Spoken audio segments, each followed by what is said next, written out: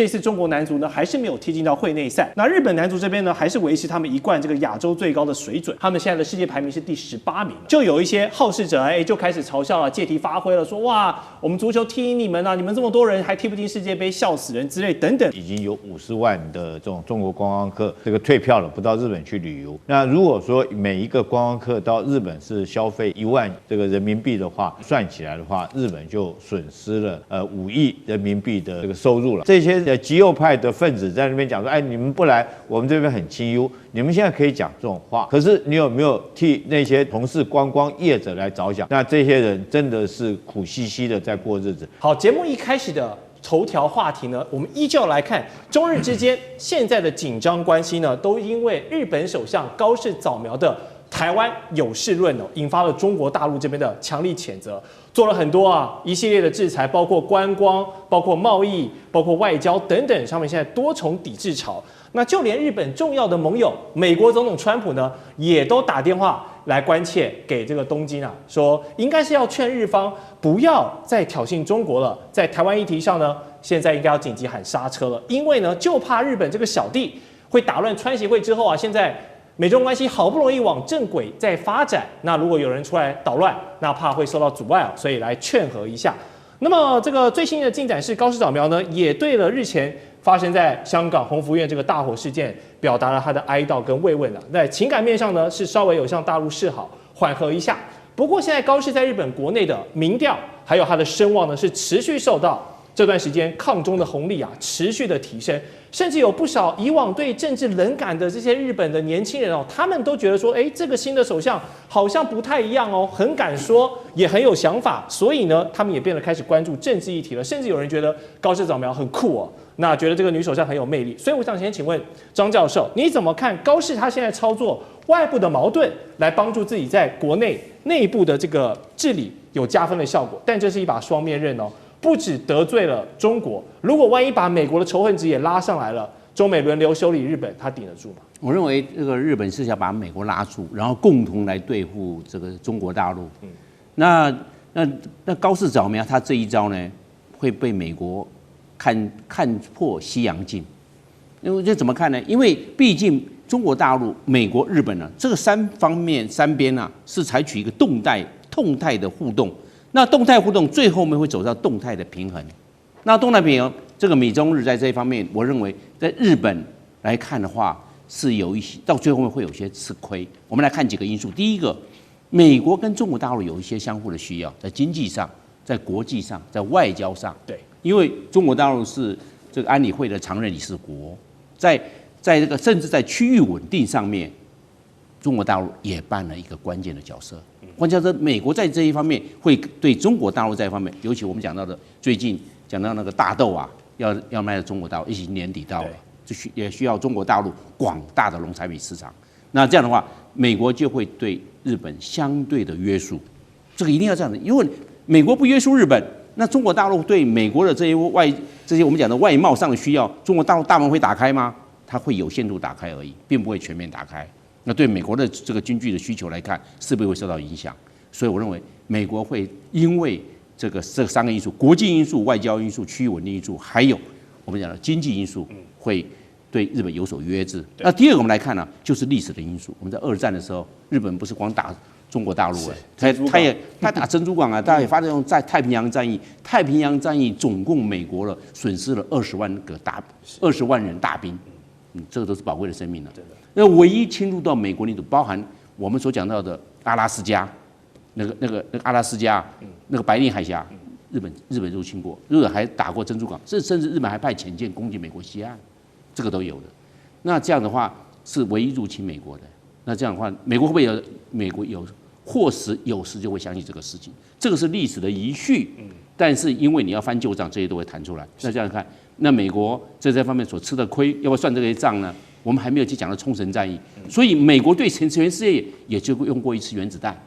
就是日本。就日本，这是什么？这就是历史的因素。对，川普他当然会想起来嘛，这是历史的因素。那第三个，我们来看这个地缘战略来考量。地缘战略考量，我们知道日本在这一方面一直川普有讲有些盟国，他比我的朋友还占的便宜还多嘞。日本一直在对美国贸易我们叫粗糙，一直赚美国的顺差，就讲的就是这个嘛。你赚我的钱，还要靠美国去保护日本，为什么？美国在日本驻军54000人，他就想着我在保护你，你还赚我的钱，你都拿了好处，所以为什么要对日本？我们讲到了要5000亿美元的由日本到美国投资，就这个嘛，因为你赚我太多钱了嘛。另外一个也希望日本提高国防预算，多多买美国的武器装备。为什么？你不要让我保护你啊，你要多买我的武器，然后去保护你自己啊，不要老是靠我啊，是这个意思。第三个，美国驻在日本的相关的这些基地的维管跟行管费，日本来出，而且每一年都要叠加上去。是你不能说，这些我是住在这边，你通通给我维护的好好的，我是来帮助你的，不是你来帮助我，是你来你这些你都要来负责。所以我们来看日本在这方面，它会因为美国越来越走向现实主义，而会把这些的清单把它摊出来，看，我认为日本会受到川普总统这方面的约束，然后美国总统川普会跟中国大陆取得某一程度的默契，来换取经贸上的平衡跟利益。是，好，这个就看之后三方怎么来继续这样子博弈跟协调。但是现在高市的种种行为呢，在日本国会方面看起来还是占优的。因为根据日媒共同社的报道，日本众议院的小党改革会呢，他们现在有3名国会议员也许是认同高市内阁这阵子的政治操作，他们要倒戈了，要加入到自民党跟日本维新社这个执政联盟派系。那么如此一来，就会让现在最大的派系在众议院的势力从230席增加到233席，可以说是突破了总席次465席的过半门槛喽，让这个执政党首次呢在石破茂政权时代后又重新掌握了众院的过半席次。那未来呢，他们就可以不甩在野党了，可以直接单独投票通过。那这无疑是加强巩固了高市内阁的这个意志的延伸嘛。所以杠上中国就有政治奖励这已经是否反映了现在日本政坛当前的一个投机路线，甚至是说日本民间现在的主流风向也是这样子。杨老师对日本很熟悉，你怎么看？直接画个等号，我觉得倒还言之过早。因为这3位改革会的成员本来就是维新会里面，然后呢脱离开来，自己成为一个党团。那现在加入到由自民党跟维新会共同组的执政联盟，所以变成3个这个党团政党跟党团。那没有错，总数在众议院里面是超过过半，因为加起来233，总数是265嘛，465。可是，在参议院呢？参议院现在这个改革会是没有成员了，因为他们只有3位在众议院里面。参议院总共是248席，自民党加上维新会，现在只有119席，还差6席。所以并不是2院都过半。但是不管怎么样，这个会对在众议院里面的法案预算会是一个大的帮助。那至少你不需要在2个院都再去做协商，然后去做折冲。可是这个会引起另外一番考虑，就是这是不是对于高市这一阵子操作台湾有事的议题，以及中日关系紧张情况之下，好像日本的右派民意的集结在支持他。表面上真的是有这样的情况，但是日本右派的民意，我觉得现在真的是冲到了顶端，把高市的民调也冲到了超过70%以上哈。那我个人觉得，从这种民调看起来是如此，但是未来高市会不会如日本小报所预测的，比如说解散国会，那可能就会太碰风了啊。同时，另外一个观察的就是，你民调的支持度跟你对外政策是不是要画等号？你难道民调支持度就鼓励你去搞右翼、搞反中、搞抗中？高市事实上这一阵子不是啊。你看，结果引来了大老板美国的这个就是敲打，川普根本就是在敲打高市嘛。就高市当然就接到讯息了，日本国内也接到讯息了，整个在相关的论述回到原点，可是呢，并不愿意撤回发言。那其实我觉得川普根本是为德不足，川普应该一开始就说你撤回发言就好了嘛。结果呢？讲的比较委婉，高市就以为说我稍微退回原点，那他是退回原点，然后呢，反对党的立宪民主党的党首野田佳彦说，这个可以算是事实撤回了，北京不接受的，你没有撤回，那可是又另外犯个错误，又讲到了旧金山合约，不，你旧金山合约跟台北讲 OK 了，因为台北的民进党政府觉得听这个很高兴，可是你对北京讲那。等一下，你跟北京建交的时候，中日联合声明、中日友好同盟条约以及另外2个政治文件，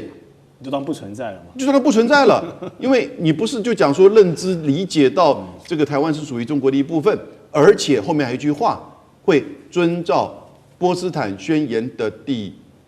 3条。第3条里面谈到的是什么？就是开罗宣言必须要实现。那这个意思就是很清楚了。你怎么面对台湾问题的时候，你本来只是讲台湾有事，日本可能会出兵，结果你现在又在间接附和，台湾地位未定。虽然日本主张是说，他没有立场，因为他已经放弃。等一下，你现在是对北京在讲话，你不是跟他建交吗？你不是接受一个中国吗？结果呢，你现在把台湾的地位又再一次拿出来去希望符合美国 AIT 跟国务院的说法，我认为北京气死了。他说你一个问题还没解决，你就冒出另外一个问题，所以我觉得现在北京一定还会再出招，然后呢，这个僵局会持续。但这个出招会不会太大太重，我们不确定，因为北京大概也要给川普一点面子。没错，川普毕竟还是就是等于是他还是出面跟川普跟那个高市直接讲话。对，所以我是觉得接下来这个中日僵局还有的持续，而中日僵局并不代表你国内的这个右倾的民调支持，你就可以为所欲为的去做事，最后伤害的也还是日本的自己的国家利益啊。是，那最近呢，相信很多日本人民都感受到，就是陆客不来了造成的观光损失财一定是肯定有的，那也应该蛮可观的。但是也有部分的日本人就觉得说，哇，拍手叫好啊，认为这个清幽的环境终于回来了，这些诗阁旅人终于不来了。甚至有日本媒体更过分他们开始把这个体育的表现拿来当做嘲讽中国大陆的素材了。我们都知道，明年2026年就要开踢这个 FIFA 世界杯足球赛了，可以说是全球关注度最高、收视人口最多的一个体育盛会。那么这一届的这个正赛、会内赛呢，扩编到48队可以说晋级资格又放宽了。那我们亚洲区获得了8.5个参赛名额，但很可惜这次中国男足呢还是没有踢进到会内赛。那日本男足这边呢，还是维持他们一贯这个亚洲最高的水准，他们现在的世界排名是第18名了。所以呢，就有一些好事者就开始嘲笑了，借题发挥了，说哇，我们足球踢你们啊，你们这么多人还踢不进世界杯，笑死人之类等等的。但是我是觉得这样讲不厚道了。好，足球方面确实是日本比较厉害，但是其他体育项目呢，奥运奖牌呢，对不对？这些东西中国哪有在输日本的？所以被一些激进的少部分人拿出来操作，会不会觉得说？张军觉得现在日本有些人真的有点小人得志我觉得这根本就是吃不到葡萄说葡萄酸的心理我们先讲观光，在第一时间来讲的话，我们就已经得到的数据是已经有50万的这种中国观光客这个退票了，不到日本去旅游。那如果说每一个观光客到日本是消费1万这个人民币的话，那如果说这样算起来的话，日本就损失了这种5亿人民币的这种这个收入了那光这笔钱来讲，那他们评估过，在日本来讲，它 GDP 会下降0.29%。那虽然初步看起来不高，可是我特别要强调，这只是开始。所以这些极右派的分子在那边讲说，你们不来，我们这边很清幽。你们现在可以讲这种话，这些极右分子讲这种话。可是你有没有替那些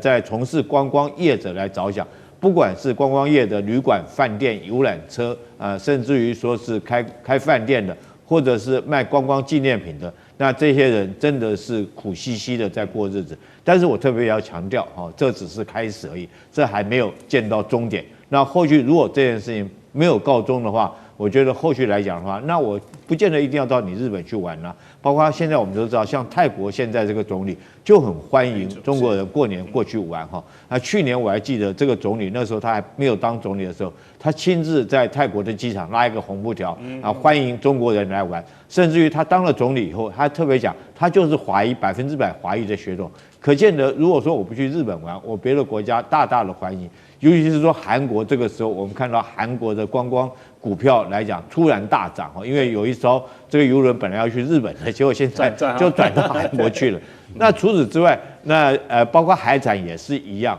海产来讲的话，现在中国不买这个日本的这种海产品，那你日本就拼命吃嘛，你们这些右翼分子，你再去讲那种风凉话嘛，你可以把这些海产当饭吃哈，吃到饱，你可以不吃大米哈，不吃这个粮食，你就每天光吃这些海产，行吗？我觉得你要站在一个国家立场来想哈，不能光是讲这些话，就是第一个是川普的话，第二个是很标准的叫做民粹的用语哈。那日本这几波操作下来，我觉得你看它的损失有多大，在目前来讲，我们看到，自从高市早苗讲这种话到现在为止，股市、汇市、债市三杀全部都倒下来。股市来讲，它跌了将近4000点，也就是跌的幅度快要到7%那么多哈。那债券来讲的话，它这个殖利率暴冲到1.8这么多，也就是它股票债券价值已经下降了。那汇市来讲前一阵大概就已经跌到比照美元到1比156哈，可见呢美国经济。日本经济本来就已经状况不好，如果说再加上这种中国对你的这种只是观光、只是旅游、只是这个方面的制裁来讲的话，那你就已经造成这么大的伤害。那这只是开始，那后续来讲还有的看。之所以说体育活动，其实每个国家有每个国家的体育专长哈。对，这个甚至于每一种人种，比如说是像游泳来讲的话，这个黑人就游不过白人，对不对？哈，像中国也有他专长，比如说是奥运的金牌，像全红婵，他那种身材就适合跳水。这个那日本来讲的话，由于你们发展比较早，你们这个足球踢得比较好，我们也承认。可是中国他没有因此而自卑。中国我经常看到网络上面很多人中国在这个调侃自己的足球哈，经常有看到这种言论出现。那他也不会说是好像我足球踢不好。足球踢不好不是重点，那其他的体育项目来讲，不管是我们看到这个在田径场上面的跑步哈，这个甚至于跑过白种人，甚至于游泳也游过白种人哈，那甚至于这个在更不要讲说跳水啦、羽毛球啦、乒乓球等等各类，所以我觉得你日本这些极右派的纯粹就是一些民粹的说辞，事实上对你的国家对国力有什么帮助呢？我看到日本，如果说你整体来讲的话，你经济只有继续的衰败。你目前来讲的话，你如果说高市早苗，你学你的师父安倍，你继续举债来讲的话，那日本人就继续过得不好嘛。那你就算会踢足球又怎么样？踢足球不能当饭吃啊。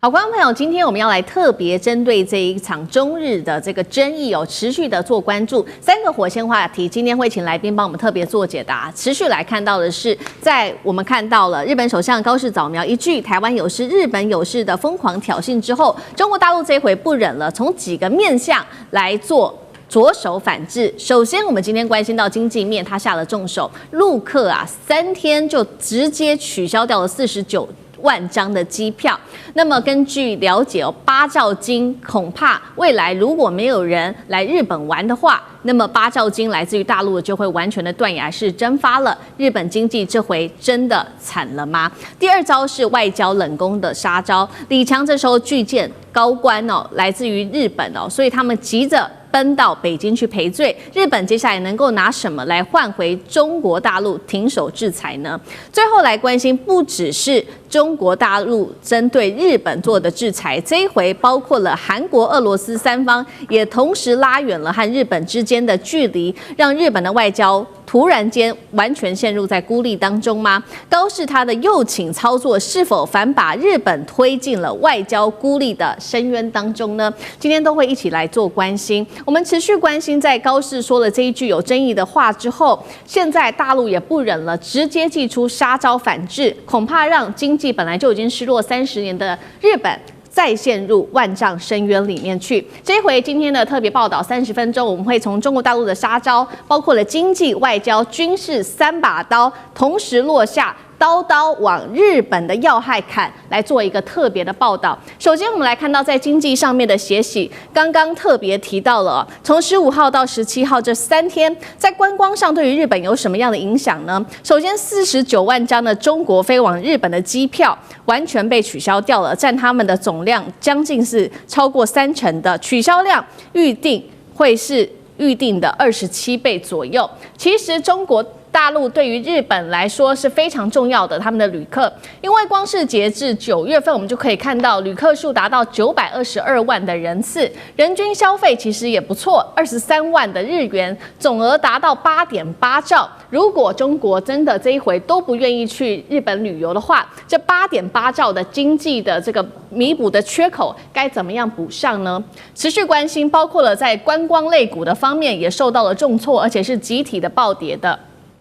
先来看到百货龙头3月合一式单暴跌幅度超过12%，资生堂股价一口气暴跌11%，其他像是无印良品、东京迪士尼还有唐吉诃德的股价也全面都一起重挫。这时候专家做出预估了，如果大陆持续的抵制的话，将使日本的实质 GDP 下滑幅度高达0.36%，而不只是在经济上面的这个处理，中国还针对了日本的相关的软实力、文化。他们的电影的输出做了限制，包括《鬼灭之刃》票房在高市发表争议的言论之后，迅速的下滑。其他日本的电影，像是《蜡笔小新》，还有其他的这个《鬼灭之刃》等等，现在都说会持续的直接被暂缓上映。节目一开始要来请教尚志哥怎么看的？到底日本对于中国经济的依赖有多深？少了陆客，日本经济会崩跌到什么程度？中国下一招还有哪一些具致命性杀招的经济手段？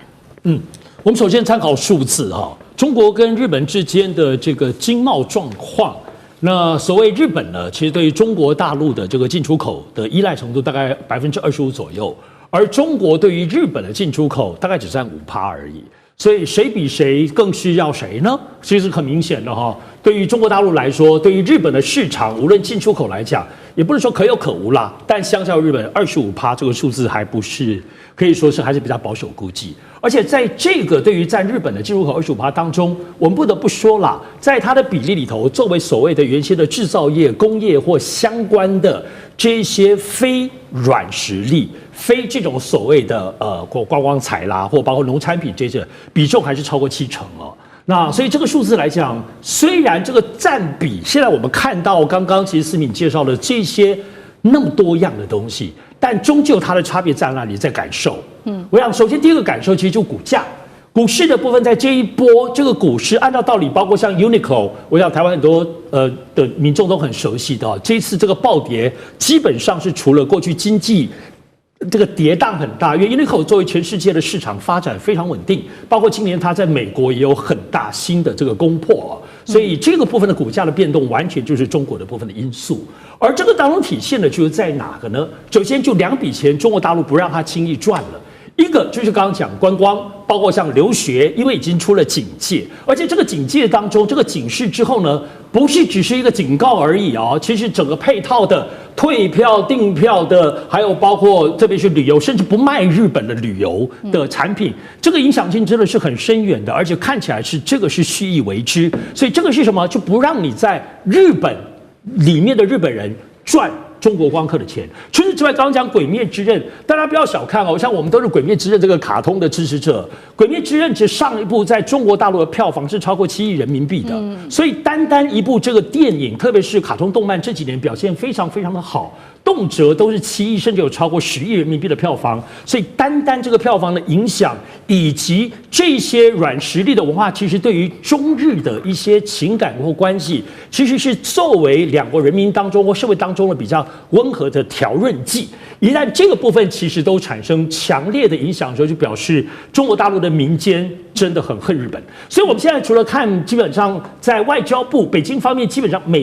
几乎每天都有批评，从事情发生之后，几乎每天。除此之外，我们也要看的部分就民间。当然，民间网络上当中，很多网民都非常的愤慨。我看到最极端的是，他们已经做了电脑动画，解放军攻打日本的电脑动画都做出来的，到这么样的极端。但我们要注意的部分是什么？是中国大陆政府让网络上大家还是这么热，就表示说这个部分的愤慨是一个集体性的东西。那接下来要观察什么呢？我就要观察像水产品。因为先前水产品的部分呢，作为过去福岛事件当中中断非常长的时间，后来在石破茂跟王毅共同的努力之下，好不容易双方打通水产品，才刚刚完成进出口可以到大陆。那如果像这么样的比重很高，对于日本的渔民，包括还有农民其他方面的，一旦如果水产品回过头来又砍断的话，我认为这就表示中国大陆还有继续更多的重手会出，除了我们看到现在这些硬实力跟软实力的这些数字之外。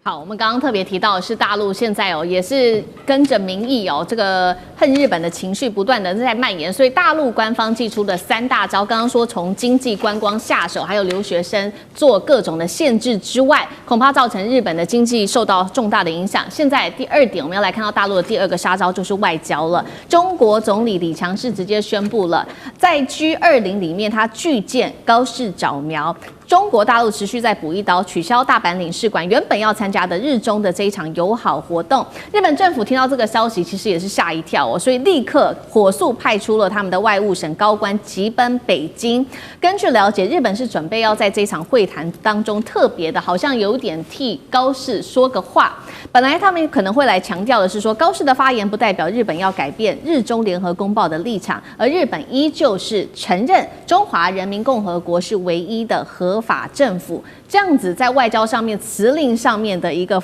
改变，就中国会买单吗？那接下来日本可能还会端出什么来赔罪的方案呢？大使有怎么看？这个日本能端出什么不重要，是中国大陆接不接受比较重要。那这次这个日本派外务省的这个亚洲及大洋洲局的局长金井正章赴北京，基本上就是要说明，这说明我们这个高市早苗涉台言论并没有改变日本对这样相关问题的既定立场这个有一点点把这事情看太简单了。那他会去的原因，他自己也讲了，他还有另外一个原因，就是说希望这个中日之间的风波不要影响到双方人员的正常交往。也就是说，中国大陆限制观光或者说去这个他们这个老百姓去日本留学对日本是造成很大的这个经济上的这个打击，所以他才去的。所以并不是他真正认为他这句话讲的有什么不对。所以我觉得这一次金井正章可能他不晓得已经离开没有，因为他可能还在北京吧。那这个周旋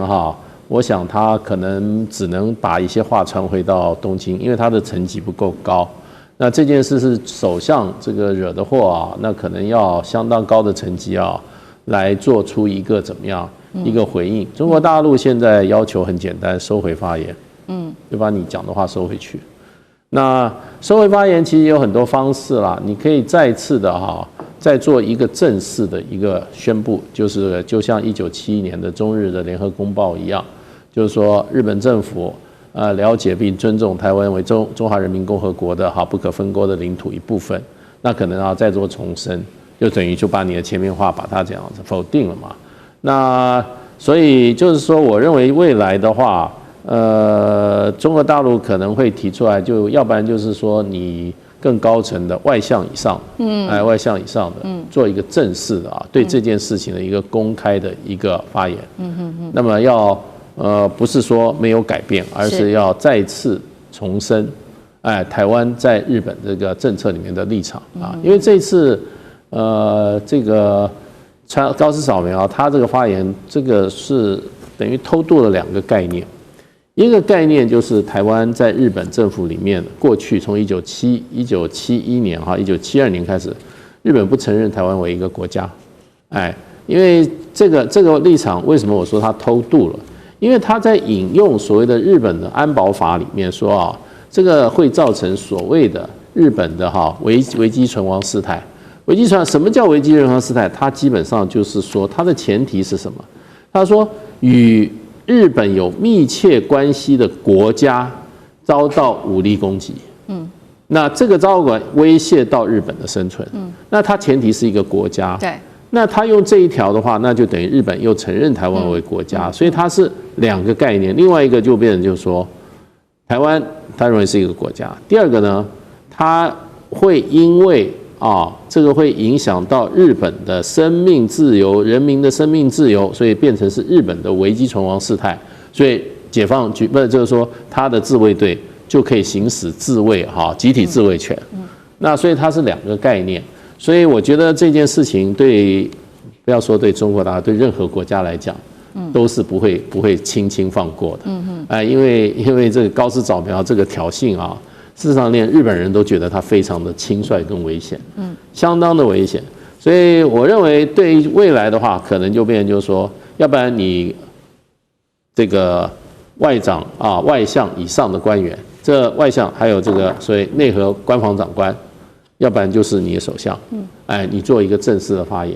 那发言的内容的话，你也不必说我收回，可是你就要重申很多日本的立场。另外一个很有可能的就是说，双方啊再签订一个联合公报，对于这个台湾问题啊。那么日本再做一次承诺，所以如果我觉得这两个基本上，如果日本不能配合的话，那我认为刚刚讲到的这个什么只是人员的往来的这个停止然后几个电影片不能演，这只是小菜，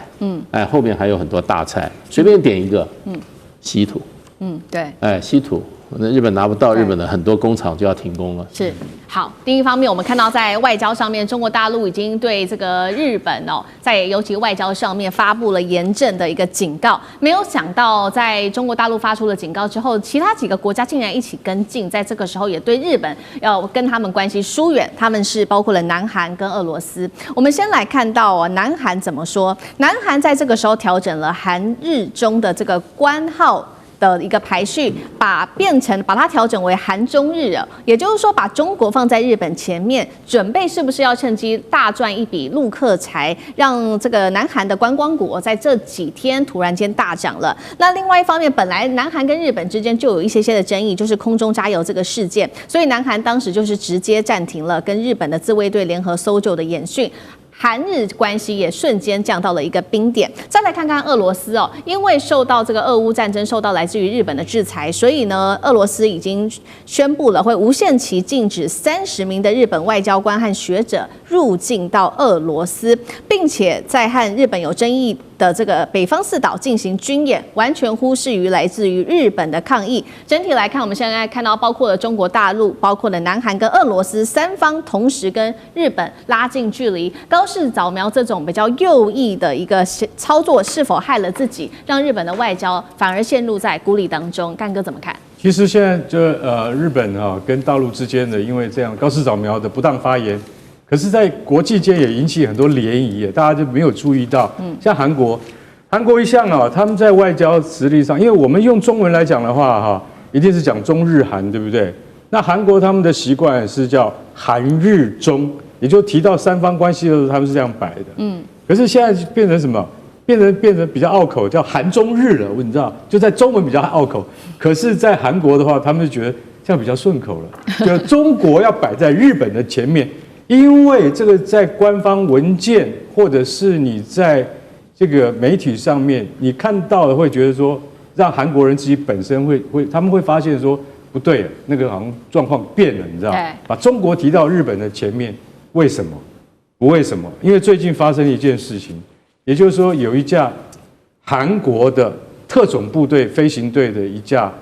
那个黑鹰直升机它竟然越过了独岛。韩国叫独岛，日本叫主岛。这个岛始终都有争议，为什么？因为这个岛实际上是韩国在控制，但日本一直说那是我的，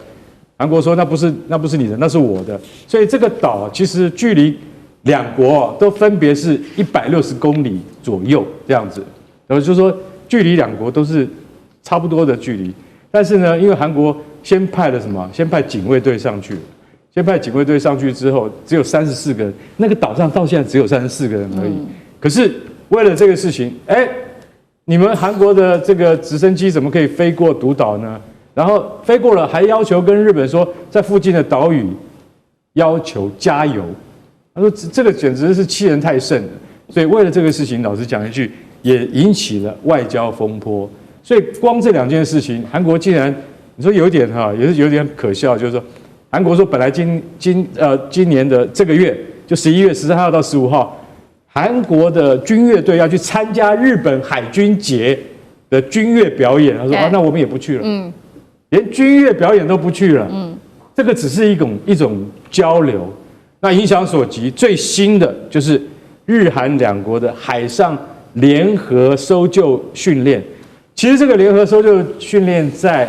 美国主导的 RIMPAC， 也就是环太平洋演习是一个非常重要的训练，各国参加的都必须要经过海上联合搜救训练，你知道为什么吗？就万一有潜艇沉了，或是船海军舰艇沉了的话，那你要怎么在最快时间把人给救上来？各国都要参加，澳洲啊、纽西兰啊、日本啊然后还有这个印尼啊等等这些国家都必须要参加这个训练。日本跟韩国已经进行过10次了，20多年来进行过10次，但是最近却停了。你就晓得说，其实韩国跟日本之间的关系是不是因为中国的事情而造成的这种影响？不一定。可是俄罗斯就很明显了。俄罗斯最近公告30个名单上面有的，不管是日本的大臣学者，还有富士电视、读卖新闻、朝日新闻、每日新闻的记者，不得入境。为什么？那就是报复你日本在北方四岛的争议上面一直都没有对俄罗斯友善。我觉得俄罗斯在这方面又宣布了要在北方四岛进行军演，这我觉得日本在外交上面这段时间真的感觉到很孤独啊。日本的政坛正式的变天了，我们赶快带观众朋友来看到这是最新消息，在今天高市早苗在首相的指名选举中确定胜出，正式成为日本史上的第1位女首相了。好，与此同时呢，我们也看到自民党跟维新会签署了联合执政的协议，高市早苗他所领导的自维联合政权也等于是正式的成立了。来自于东京大学的研究员这边所做的分析，接下来高市早苗要几个议题上面，大陆恐怕都要担心了。第一个议题是在台湾问题上，他的立场还是比较明确的；历史问题上毫不妥协；最后是在领土问题上会强硬到底。这个对于北京来说是3重警报的来源吗？大师怎么看？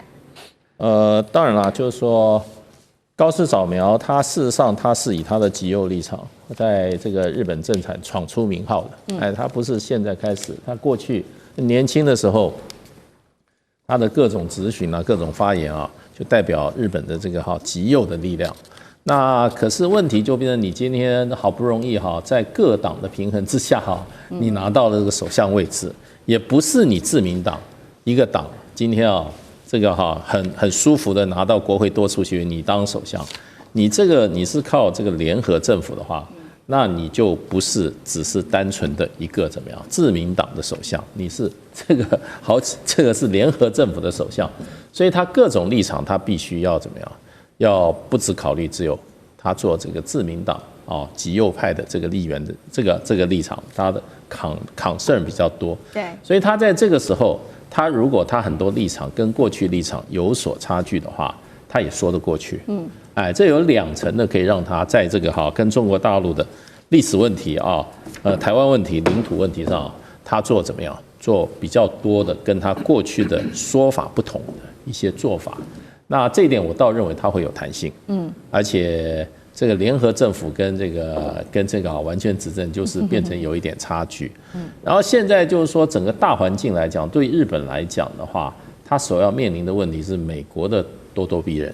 美国的跟要怎么重新定义、重新修改美日的这个关系，那这个部分他也做了强硬的发言，这是日本民众比较关切的。那对中国大陆来讲的话，事实上的话，那么我认为就3大问题：台湾问题、历史问题跟领土问题上的话，可能会比较起冲突比较多的，还是台湾问题。因为台湾问题事实上的话，过去在一段时间内，台日之间的各种实质的交流已经有提升就是说有提升的，不管是军事上面的交流，或者政治上的交流，一种建制化的一种讨论的架构从一轨半搞到快一轨了或者2轨搞到1轨半，1轨半要往1轨这个方向走那这都是很敏感的问题。那这些部分我觉得还不到是说他怎么发言，而实际做的部分，我觉得可能是他将来跟中国大陆中国大陆会真正认真对待他的一个很重要的一个冲突点啦。那现在他刚刚上位，然后呢，在民主政治上常常有一个说法，就是说一个民主党人当了总统以后，正常情况下他会证明说我跟共和党也蛮像的，因为共和党的总统当选以后，他一上任的刚开始他会说，我跟你们民主党也有沟通的空间。那一个极右的一个日本首相上来，他会不会把他的立场往中间调？一般来讲的话，可能性是很大。不过我们也不是抱一个乐观的期待只是说在这一方面，我觉得中国大陆也是审慎的。中国大陆这个郭家坤外交部发言人他说希望这个日方与中方相向而行，然后呢，恪守中日4个政治文件各项原则，信守在历史、台湾等重大问题上的政治承诺。可是中国大陆没有提领土之情、历史和台湾问题上所以中国大陆我觉得也是严格在观其言最重要还是听其言最重要还是观其行。那我觉得他任何对台湾这个各种发言如果说是对中国大陆引起强烈抗议的话，那我们也要注意对台湾也不利，不要把它认为会对台湾极为不利。是，所以日本在这个两岸问题上煽火煽得太多的话，我想对台湾的绝对是弊大于利。好，这个是我们看到高市早苗当选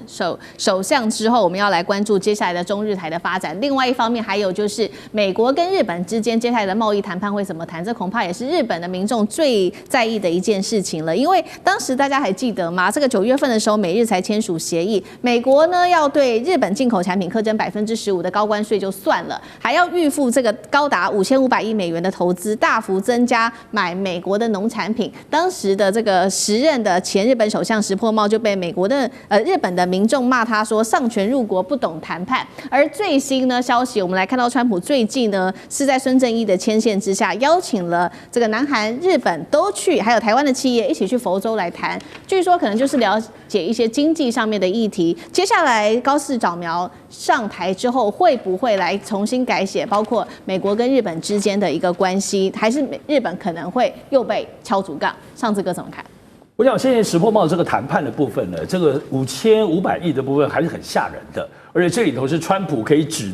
派45天前要汇到，然后而且刚刚讲说获利的部分，日本回收之后呢，未来赚的钱90%给美国。乍听之下，日本是搞什么鬼啊？可是我觉得大家不要看这个表面，要知道全世界除了现在中国对于美国的谈判当中很强硬之外，过往长久以来跟美国谈判最有经验的就是日本。日本就在广场协议当中，泡沫经济就是跟日本谈出来的，日本怎么会忘记了？所以其实在过去这个框架里头，我们很清楚，懂的人就知道，这个就是拖延战术。虽然很多川普指定或等等，可川普改来改去，因为日本一边说都给你，可是日本的同仁告诉你说，我们要投资半导体跟投资稀土，这些是基本上很不容易钱下到位马上就获利的东西所以这个其实都看到，其实日本其实有策略的，看起来是服软，可是是拖延。可是现在高市早苗，其实他这次在选之前，他会讲说他要重谈。他觉得这不好，所以我觉得高市早苗就是不懂。虽然他在经济方面也有他的路线，比如说他是货币宽松政策，他一上任马上日本的股票就涨得死去活来，包括我们录影的这当中才接近5万点的历史高点，很惊人的。可是问题是，就是谈判关税这个东西跟你的刺激股市是不一样的。高市早苗会刺激股市，可是他的谈判当中非常天真，而且忽略了石破茂他当时这种以拖待定的这个部分。当然，现在川普就是要你预付，那这个东西现在对南韩后面会不会对日本乃至会不会对台湾，他都心之所至啦。但预付这件事情很可怕，就基本上钱就要交过去了，那南韩大概就崩溃了啦。是同样的问题，来干哥怎么预付啊？对，不是融资贷款啦。You have to pay， 你现在要付给5500亿，你知道5500亿什么概念吗？5500亿大概是80兆日元，80兆日元是日本去年 GDP 总共115兆，80兆就占了2/3。那你的意思是什么？我们现在整个国民生产毛额的2/3我都要交给你，而且我要预付。天下有这种道理吗？可是就像上次讲的，日本人他是有策略的。其实坦白讲一句，他们就是说，好，我答应，但是呢，我们应该要去想一想，如果这5500亿我们是要用在什么地方啊？比如说，我现在答应你川普，我们现在武田制药已经收购了，用60亿美金去收购了美国的一家2还2的那个制药公司，生物制药公司，他已经真的买了。也就是说，我们真的是落地美国生根了，怎么样？你很开心吧？另外一家未知数公司也真的这样做了。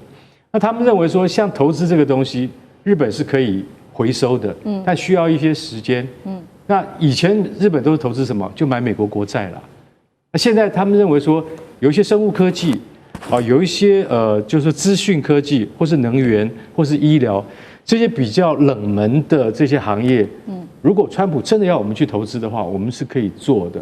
因为这些地方是可以谈的。我觉得高市他如果说真的他要重谈的话，应该是从这些方向去谈。你讲到这个那个，就说那个孙正义安排台湾的、日本的、韩国的3个国家的。这个企业都是大企业，你知道韩国去了什么企业吗 ？LG、三星韩华，都是这种公司的代表的企业代表，到海湖庄园半小时车程外的川普高尔夫球场，就是他自己的高尔夫球场，去了那么多的企业家。然后台湾到底去了哪个？不能跟你说，为什么？保密。然后日本去了呢？不能说，保密。韩国的可以告诉你，所有大企业都去了，而且分组谈判，每一组都还派一个官员去盯着你，看你们这几个国家到底要不要给。日本我们知道5500亿，韩国多少？3500亿，台湾多少？2500亿，这可能都要附在前面。我不知道我们的国家能够怎么样，我们能不能学武田制药，还是我们还是只有从头到尾我们都只有台积电而已。如果是这样子的话，我看台湾可能会喘得比较厉害了。这是我觉得国家是真的是大政方针，不能够再拖延下去，要真的派专家到美国去好好跟川普谈才对。好，一方面是在地缘政治上，还有这个各国之间的谈判；另外一方面，我们也来看到日本的内政，因为真的在10月份真的是比较动荡，大家就是在看说今天这个首相出炉了，高市早苗是不是他的战略上面也是一个成功呢？因为我们来看到10月份的日本发生了哪些事情？10月4号，高市早苗当选自民党总裁；10月20号，国民党退出合作26年的这个自公联盟；10月20号，日本维新会终于是倒向了自民党，促成了自联联合政府。而立宪民主党原本是以玉木雄一郎夺权，但是因为维新会倒戈是全盘瓦解。高市早苗是不是凭着他的战略成功稳坐了首相之位？老师怎么看？事实上，这个我觉得他不是高市早苗厉害，而是自民党他执政很久他真的是姜是老的辣他稳住了他的执政权不然的话，这个他马上就是要面临要政党轮替。那当然他很聪明的，就是说他把这个就是说在野联盟里面可能成为的这个最重要的一个关键少数的日本维新会把他拉过来，然后跟他共同阻隔不过日本维新会事实上他等于也以小博大，他跟这个高市早苗合作的这个条件是什么呢？几乎高市早苗把这个日本维新会所提出来的要求照单全收那所以现在所有的自民党也非常担心，就是说再下来怎么收拾，就是在临时国会第1张支票要兑现，要删减众议院议员50席，这个涉及到每个国会议员的地盘。